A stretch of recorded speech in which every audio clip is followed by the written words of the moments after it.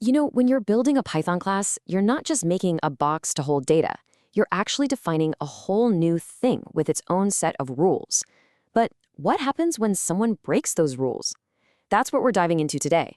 How to go from leaving your data's front door wide open to creating smart, robust gatekeepers that protect your objects from getting messed up. All right, so here's how we're going to tackle this. First, we'll look at what I call the open door problem. What happens when your data is just out there? Then we'll bring in the solution, these gatekeepers. And finally, we'll get to the really cool part, the super elegant Pythonic way to do all of this. Okay, so let's kick things off by looking at a class that seems perfectly fine. On the surface, it looks solid, but it's got this hidden weakness, a real vulnerability that can mess up your data in some pretty serious ways. Okay, check this out. This is our student class. That underscore init method, the constructor, it's like the bouncer at the front door. It does a quick one-time check to make sure every student is being assigned to a valid house. If they're not, boom, it throws an error. Seems pretty secure, right? But, and this is the big but, that check only happens once, right when you create the object. After that, the house attribute is just a public variable. The bouncer's gone home. There are no more checks. Anyone can just waltz in and change it to whatever they want. And just look how easy it is to completely bypass our own logic.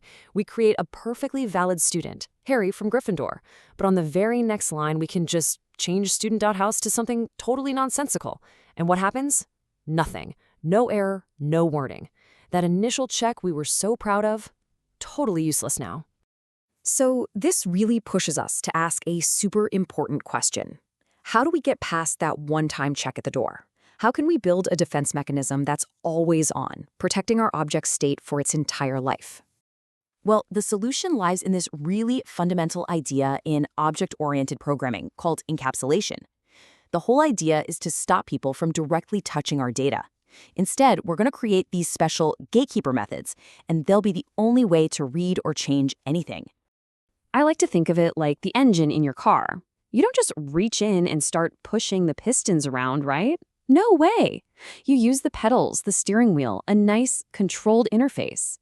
Encapsulation is exactly the same idea for our code.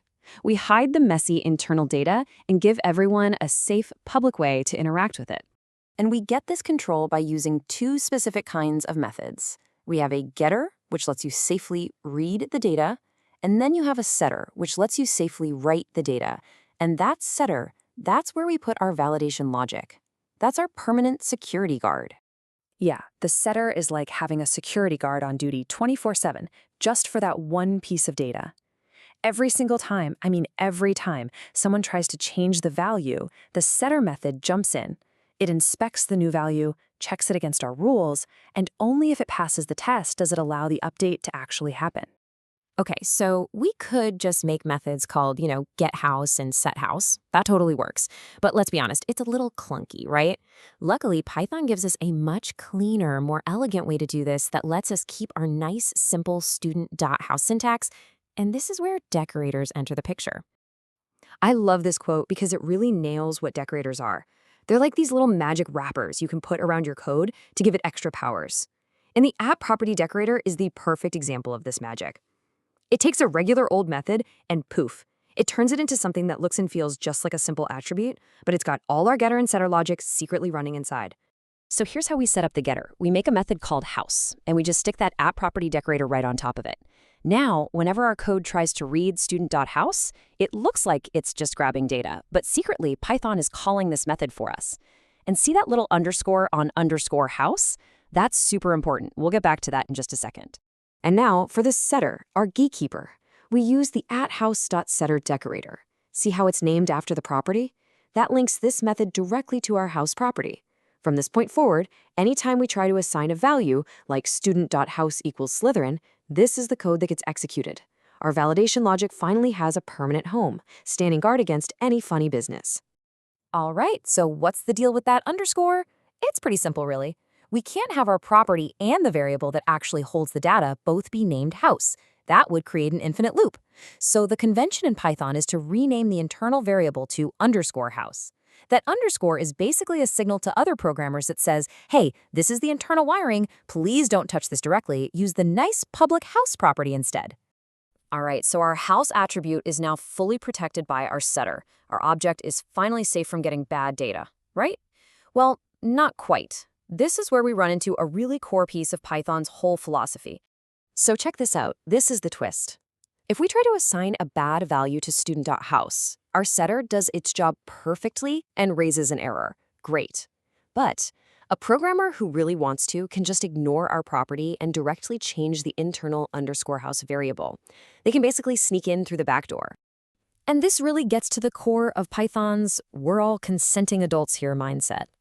Unlike other languages that have strict private variables you literally can't touch, Python runs on an honor system. That single underscore isn't a steel lock on a door. It's more like a very polite but firm sign that says, hey, this is internal. If you mess with it and break things, that's on you.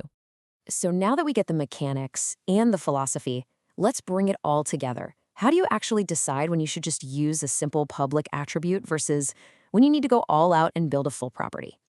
It really breaks down like this. If you just need a simple place to store some data, no rules attached, a public attribute is perfectly fine.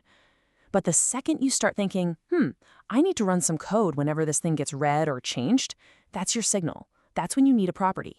It gives you that control and, importantly, the flexibility to change the rules later without breaking everybody else's code.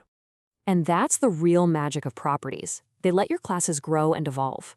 You can start with a simple, basic attribute, and then later, when you need more control, you can upgrade it to a property with all sorts of complex logic. And guess what? Nobody using your class has to change a single line of their code. The public interface stays exactly the same. And that brings us to the key question you should always ask yourself. Are you just storing data, or are you managing the state of an object? Because if you're managing state, making sure it's always valid, always consistent, then you're programming defensively, and properties are absolutely your best tool for that job. So let's do a quick recap. We started by seeing just how dangerous unprotected attributes can be. Then, we built a secure system using getters and setters as our trusty gatekeepers. We found the beautiful, Pythonic way to do this with the app property decorator. And we also learned about the honor system that's at the very heart of Python's design.